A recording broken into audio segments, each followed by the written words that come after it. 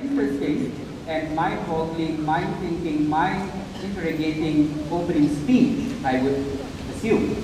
Next, for the defending of the case, I would like to invite the first speaker from the opposition side, the leader of the opposition. Please welcome Mr. Muhammad Azam Muhammad Dian.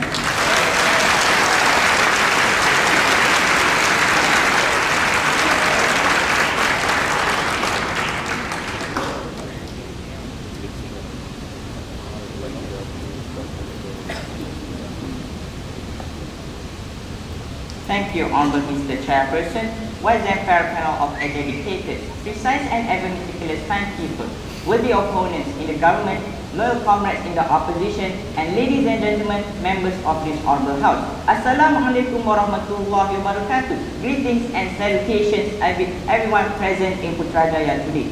On the motion that this House believes that the new media unites the world, we at the side of the opposition standing to this House simply believe the motion today should fall, simply because on the simple rationale, we believe how the new media fails to unite the world itself, Mr. Chair. Firstly, I would like to respond to the speech given by the Prime Minister. The Prime Minister stated that the time the government standing today how that the new media enables people to create further understanding between stakeholders. But Mr. Chair, we believe how that the understanding that they considered is how they consider the fact that conflicts cannot be solved. Does this prove their stand, Mr. Chair? They concede to the fact we cannot develop an understanding for the good purposes. Mr. Chair, they concede to the fact we cannot develop understanding between the good and also the bad. With the bad itself. So what is the direction of our government for today, Mr. Chair? We see that they have totally lost their stand itself. Sorry, sir.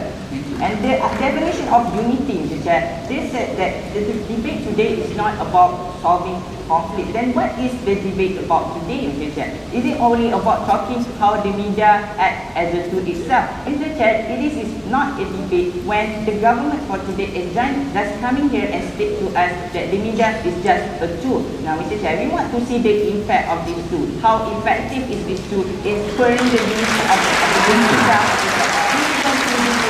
Addressed by the government side for today. We believe how the idea of unity goes more than just economical benefits of a particular country. We believe how the idea of unity also goes the boundaries about language and also language, culture, religion, also political understanding. This is what the government side failed to see in today's debate. We believe how that even if that you can see that how the tool, the new media act as a tool to it can be used to promote unity, but how effective is this tool is the issue of today's debate.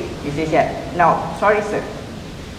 The Prime Minister talked about the economical aspect of how we, through the new media itself, then we can achieve a higher economical status, Mr. Chair. But the assumption made by the Prime Minister that we are having conflict simply because some countries are poor, Mr. Chair. We see this is an assumption given by the Prime Minister.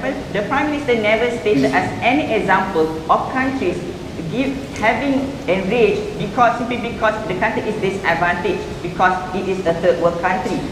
Before that, yes, sir. We say that it does not have to be a third world country. Greece, that undergoes economic recession, cannot undergo through this conflict, and we say that that is enough to prove that lack of economic prosperity will lead to disunity, ladies and gentlemen.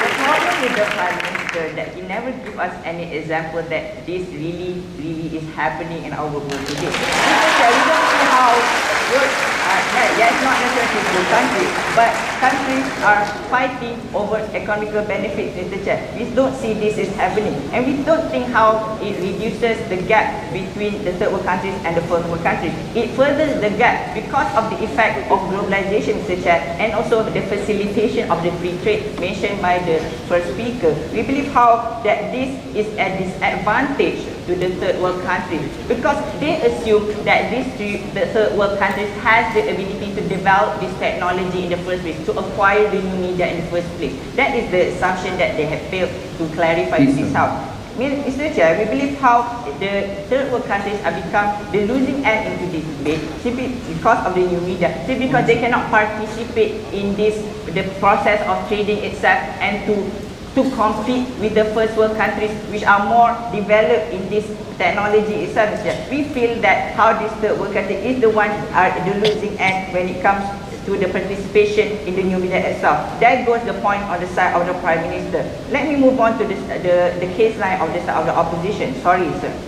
The side of the opposition today, I will firstly clarify to you the first argument of the opposition about how the media fails to develop a respect for political and religious understanding. My second speaker will talk about how it further widens the gap between in the economical status, and also talk about how the new media fails to remove the barriers for us to achieve unity in the first place.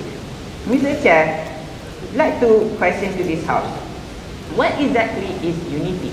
We don't think how the government side today have portrayed enough picture of what exactly is unity. How do you measure unity? What is the indicator that our world is becoming united? Mr. Chair.